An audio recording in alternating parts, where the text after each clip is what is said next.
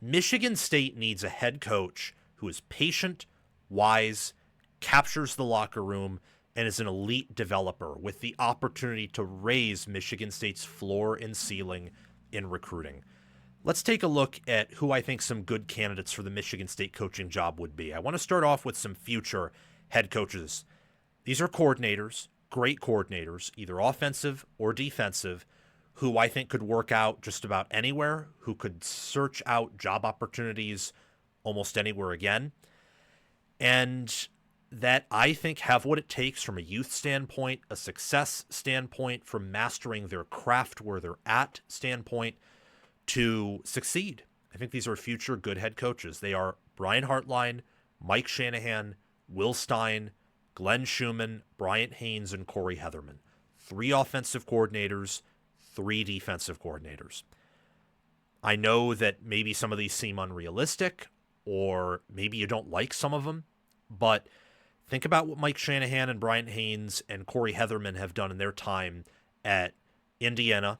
And then Corey Heatherman actually worked under Cignetti at, I believe, JMU, but has worked as a DC at Minnesota and Miami. Think of what they've done with lesser talent. And they've come in and they've just immediately changed everything. Heatherman has completely restructured Miami's defense to be a top 20, top 15, maybe top 10 unit. Haynes is commanding a unit that has an argument to be the best defense in America. Shanahan is commanding a Indiana offense that at peak efficiency could be the best in America. Schumann has worked under Smart for years. I don't think the current defensive issues are his fault. I think some of that's more personnel based. Will Stein at Oregon, great developer and schemer, especially for quarterbacks, but also just offenses in general. And Hartline, he's the greatest position coach of all time. And I think he has what it takes as a leader, talent evaluator, and developer.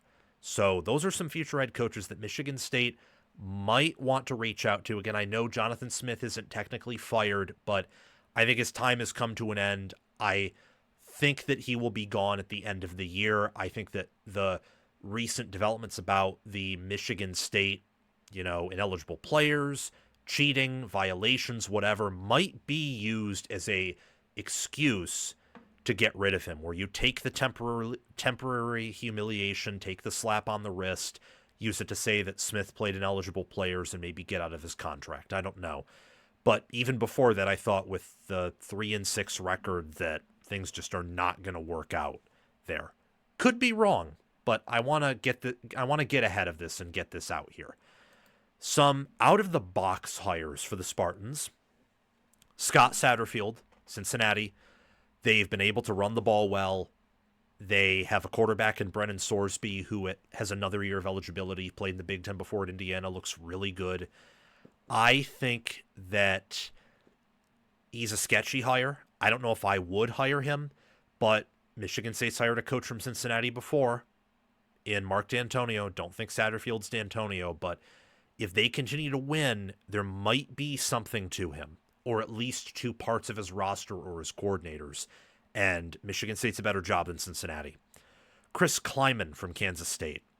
This will be Kansas State's worst season since 2020. A lot of that had to do with the trip to Ireland, the fact that Dylan Edwards got hurt and didn't pan out, and I don't think they reloaded in the trenches as well as I thought they would. Avery Johnson has another year of eligibility. Kleiman is a really good head coach, I think, who won the Big 12 back when Oklahoma and Texas were in it in 2022, beat 13-2 TCU in the Big 12 championship game. I think that Michigan State can recruit better than Kansas State.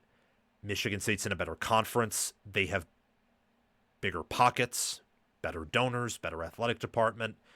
And with how Mel Tucker and Jonathan Smith have performed back-to-back, I do think that Michigan State might be a little bit more patient. And that could go with Kleiman's philosophy, where they've used the portal selectively, but a lot of it is recruiting, bringing in his staff, his guys, and letting the concrete settle. Dave Aranda, what if he wants to sidestep out of Baylor and you think there's something to him and you take a chance on him? Wouldn't do it, similar with Scott Satterfield, but an option I wanted to put up there since he's worked in the Big Ten before as a defensive coordinator, been a head coach in the Big 12, which I think is a more similar league to the Big Ten, or at least to the average Big Ten team, than the ECC or SEC. Sean Lewis from San Diego State, he's having success there. He's been an offensive coordinator at Colorado, a head coach at Kent State. Michigan State is a big rebuild job. Why not pull him? He's been the master of rebuilds. Matt Entz from Fresno State, head coach at North Dakota State. You know, you realize I'm pulling a lot of Midwestern or Great Plains guys. I think those types are great fits for this job. And then, while he's still on the market, and I know he probably wants Wisconsin, but Wisconsin's going to keep Fickle, take Jason Eck. This channel will make you a college football expert and help you enjoy watching games and make more accurate predictions. So what are you waiting for? Like, subscribe, ring the notification bell, comment your thoughts, and watch the video all the way through so that you can get the full package. And check the description and pinned comment for more ways to help yourself and this channel. Jason X had success at Idaho. He's having success at New Mexico. Maybe it's too big of a jump to go like Idaho, New Mexico, and then Michigan State in all the span of 3 years. But I think he's a good coach and a great motivator of men and a developer of men. So maybe you give him a chance. Again, these are out-of-the-box hires. These are not the top-tier hires. These are just head coaches that maybe you want to take a risk on, and you can maybe strike gold with them. Some proven head coaches that I think could work out here. Jake Dickert. You could bring Scotty Hazelton back. Of course, I'm saying that as a little bit of a jab, but their defense is 5th in ESPN's efficiency right now. Like, part of me, I used to mock it when my dad, who's a Spartan fan, would talk about it, how he didn't think Hazelton was the problem. I used to mock him for it. But he had some limited success at Kansas State. He was an analyst with Texas and helped their defense in 23. And Wake's defense is really good this year. Like, maybe that was a Tucker and Harlan Barnett thing, or just simply a portal misevaluation thing. And maybe with better coaching and development, strength and conditioning, Hazelton could actually be a good defensive coordinator. Maybe. Outside of that, though, you wouldn't have to bring Hazelton. You could just bring Jake Dickert, who has had limited success at Wazoo, is bringing Wake Forest to a bowl game. He's definitely a builder, and I think Michigan State needs that type of guy. Fleck is another example.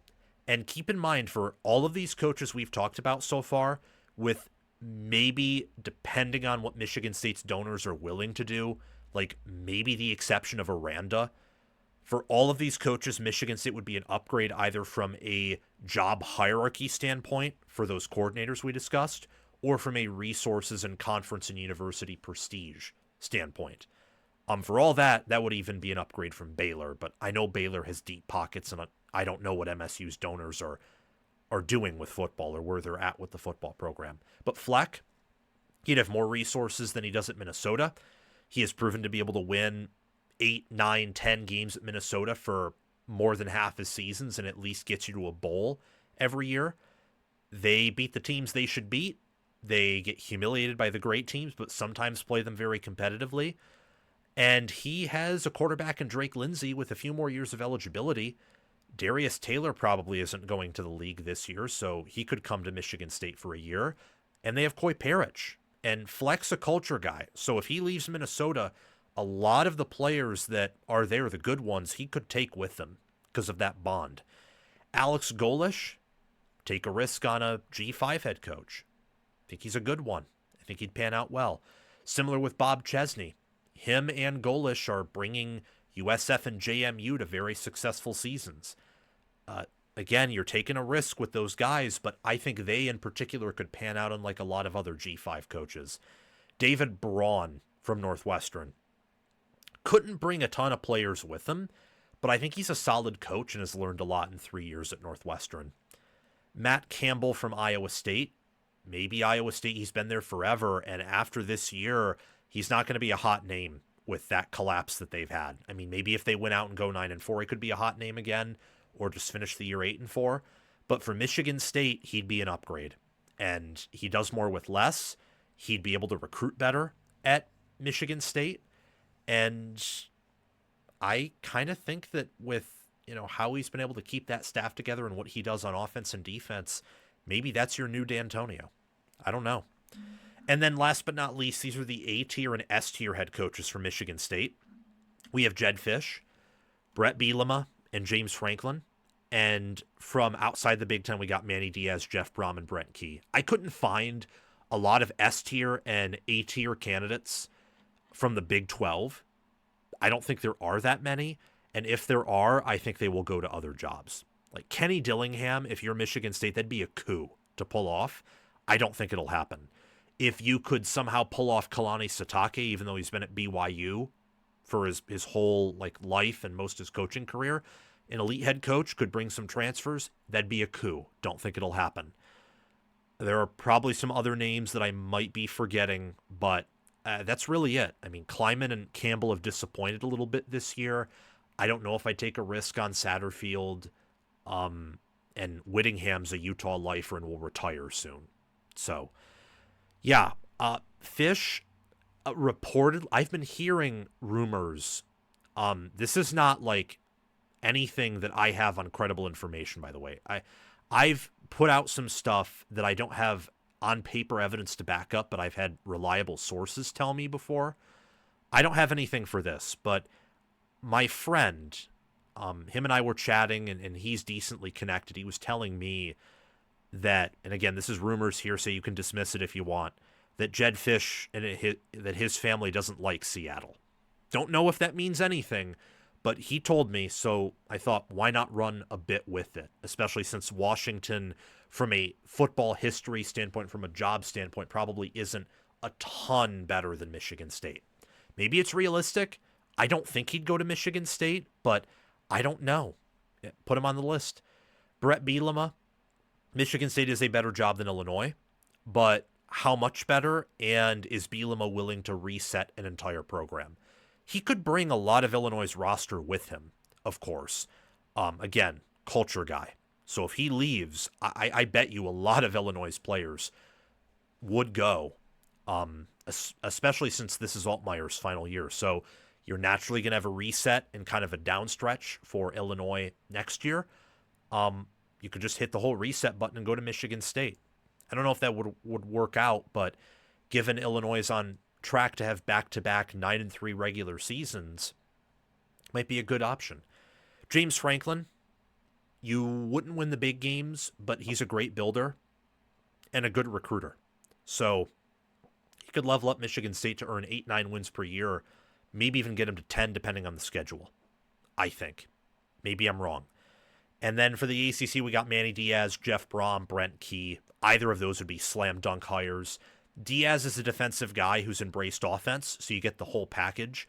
Brohm, we saw what he did at Purdue and what he's doing at Louisville. MSU's a better job than both of those, so he'd have more resources. Brent Key has the J. Batt connection, and if you can bring him with his staff, Blake Gideon and Buster Faulkner, the coordinators, I think you could turn Michigan State around pretty quickly.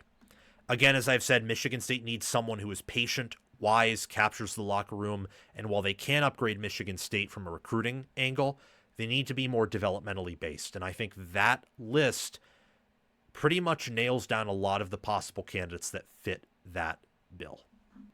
Thank you for watching. It's my mission on College Football with Sam to make you the most informed, knowledgeable, and entertained fan as possible. We aren't perfect, but we hit the nail on the head more often than we hit our thumb with the hammer. Make sure to like, subscribe, ring the notification bell, comment, and if you're here, you've probably already watched the whole video. So thank you for doing those things.